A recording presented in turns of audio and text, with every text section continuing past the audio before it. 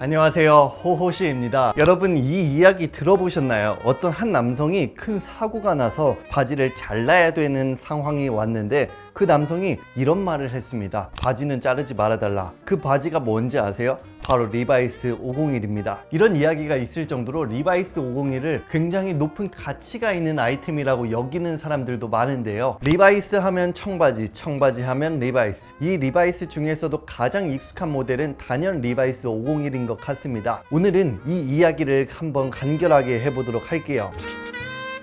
1800년대 중반에 금을 꼭 캐서 부자가 되겠다는 희망을 품고 서부로 모여들었던 시기인 골드러시 기간이 있었죠. 그 시기인 1853년 리바이 스트라우스라는 사람도 샌프란시스코에서 의류나 침구, 직물, 신발 등 이런 것들을 판매를 하는 도매 사업을 했었는데요. 그 고객 중에 한 명이 바로 재단사인 제이콥 데이비스라는 사람이었습니다. 이분이 리바이스를 탄생시키는데 굉장히 중요한 인물이 돼요. 제이콥 데이비스라는 사람은 네바다주의 리노라는 지역에서 명성을 조금씩 쌓고 있었거든요. 그 지역에 광물을 캐러 다니는 사람이 아주 많았기 때문에 그 지역으로 이주하는 사람들은 튼튼한 바지가 필요했어요. 어떤 한 이야기가 있는데 어떤 고객이 제이콥 데이비스한테 와서 저희 남편이 맨날 바지를 찢어 먹는다. 그래서 좀 찢어지지 않고 튼튼한 바지를 만들어 줄 수 있겠냐? 라는 의뢰를 하게 됩니다. 그때 데이비스가 말 안장에 부착하기 위해 금속을 사용해서 안장에 필요한 부품을 만들고 있었는데 여기서 아이디어를 넣어서 이 구리 리벳을 주머니나 바지 밑단 같은 약한 부분에 추가하면 어떨까 라는 생각으로 이 바지를 소량으로 만들기 시작을 했습니다. 그런데 이게 너무 인기가 좋다 보니까 만들면 솔드아웃, 만들면 솔드아웃 이러면서 공급이 수요를 따라가지 못하는 거예요. 그래서 그는 이 사업을 키우고 싶고 리벳 바지에 대한 특허도 내고 자본도 필요했기 때문에 샌프란시스코에서 유명한 상인인 리바이 스트라우스에게 동업을 하자고 연락을 합니다. 덧붙여서 데님과 더 캔버스로 만들어진 바지 두 가지 샘플을 리바이 스트라우스에게 같이 보냅니다. 리바이 스트라우스도 이를 보고 너무 마음에 들어서 제안을 받아들이고 1873년 5월 20일 웨이스트 오버롤즈라고 불리는 구리 리벳, 서스펜더 버튼, 아치형 스티치의 뒤 포켓이 하나 있고 신치백 버튼 플라이가 특징인 세계 최초의 청바지를 만들게 돼요. 이때까지도 501이라고 부르지는 않았지만 가장 미국적인 의류의 리바이스 501의 시작이고 이날은 매년 501 데이로 기념이 됩니다. 리바이스 501 하면 또 떠오르는 게 바로 뒷면의 가죽 패치인데요. 리바이스가 리바이스로 불리기 전까지 이 브랜드는 투 홀스 브랜드라고 불렀어요. 이렇게 불린 이야기가 있는데요. 리바이 스트라우스 앤 컴퍼니의 특허가 1890년에 만료가 됐기 때문에 그들은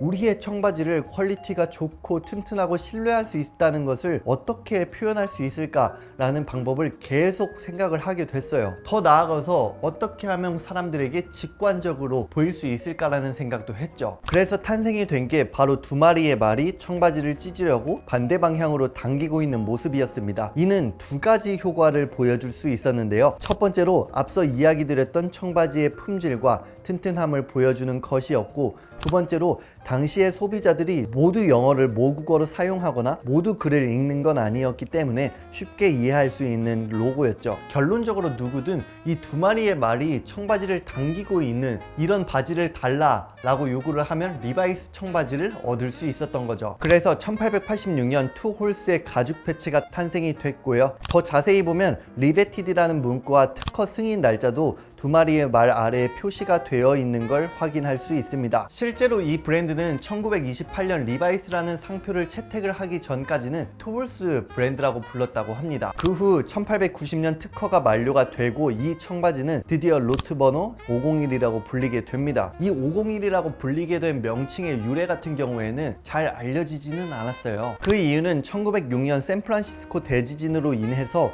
리바이 스트라우스 앤 컴퍼니가 화재가 났기 때문에 자료가 없어졌죠. 그렇지만 충분히 느낄 수 있으시다시피 리바이스 하면 501이라는 이미지는 쉽게 박히고 있는 것 같습니다. 그 후 1901년에는 두 번째 포켓이 추가가 되면서 드디어 5 포켓이 완성이 됐는데요. 이를 추가하게 된 계기는 리바이스에 따르면 소비자의 요청도 있었고 당시 남성 패션의 변화 때문일 거라는 가능성이 꽤 높다라고 합니다. 1년 뒤 1902년 리바이 스트라우스가 세상을 떠나게 되고요. 그런데 그는 결혼도 하지 않았고 자녀도 없었기 때문에 그의 조카들이 회사를 경영을 하게 되고요. 이 조카들이 꾸준히 고객들이 원하는 것이 무엇인지 이를 최대한 반영하려고 하고 튼튼한 청바지를 만들기 위해서 노력을 합니다. 그래서 1922년 드디어 현대인들에게 제일 익숙한 벨트를 더 쉽게 착용할 수 있도록 신치백을 제거하고 벨트 루프를 추가를 하게 되고요. 1930년대부터는 리바이스가 경쟁사와 차별화되기 위한 노력을 많이 했는데요. 그중 하나가 카우보이와의 관계를 유지하는 거였습니다. 유명한 서부 영화 배우 존 웨인이 역마차에서 리바이스 501을 입었던 이후로 카우보이와 로데오 라이더들 사이에서 굉장한 인기를 끌었고요. 1934년에는 최초의 여성용 501 스타일인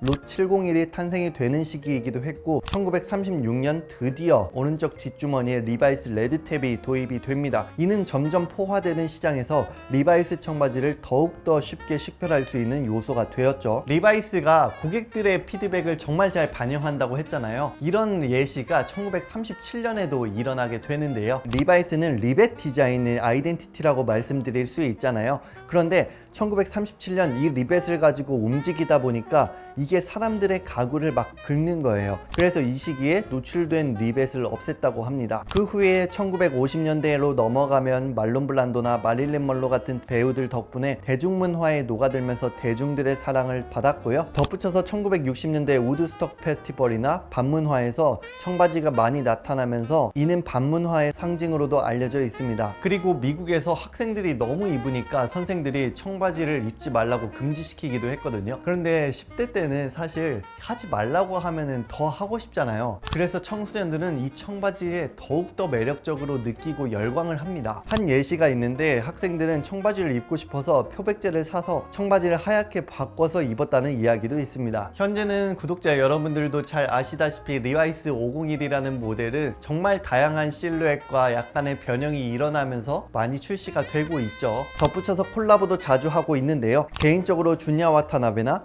슈프림 콜라보가 가장 떠오르는 것 같기도 하고요. 이런 다양한 시도들을 자주 하고 있기 때문에 리바이스는 진부하다는 느낌보다는 새로운 모습을 항상 잘 보여주려고 노력하고 있는 그런 브랜드라는 인식이 있는 것도 같습니다. 리바이스 5 포켓 청바지는 거의 모든 브랜드들에서 차용을 하고 있는 디자인이죠. 이렇게 현대의 청바지를 탄생시킨 근본 디자인이라는 사실만으로도 리바이스 501은 가치가 있지 않나 싶습니다. 개인적으로 리바이스 501 중에서 한 가지만 추천을 드려보자면 저는 66501 추천드리고 싶어요. 그 이유는 현대적인 5 포켓 데님은 1950, 60년대에 완성이 돼서 2000년대의 필수 아이템으로 자리를 잡았는데요. 이 자체만으로도 66501은 매력적인 제품이라고 생각을 하고 개인적으로 살짝 테이퍼드로 떨어지는 실루엣도 매력적이라서 추천을 드리고 싶습니다. 마지막으로 데님 스타일링을 3가지 정도만 가볍게 이야기를 해보자면 첫 번째로는 흰 티의 데님 조합인데요. 진부하고 뻔하다고 생각을 할 수 있지만 데님을 떠올릴 때 가장 클래식하게 입을 수 있는 건 이것만 한 게 없는 것 같습니다. 이 기본 조합으로 액세서리에 변화를 주면서 룩을 다채롭게 꾸며보면 충분히 본인의 아이덴티티를 표출할 수 있을 것 같습니다. 두 번째로는 데님의 척커부츠 조합입니다.